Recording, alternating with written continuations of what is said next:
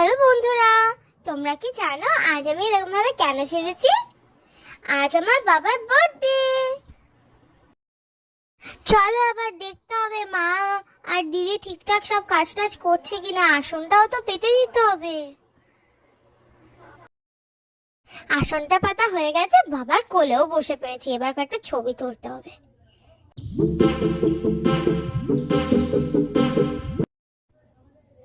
এই দিদি, খাবারটা দেখতে হবে, দাঁড়া। মা, খাবারটা ঠিকঠাক হচ্ছে তো? এই যে বাবাকে দেওয়া হয়ে গেছে, আমিও কোলে বসে পড়েছি।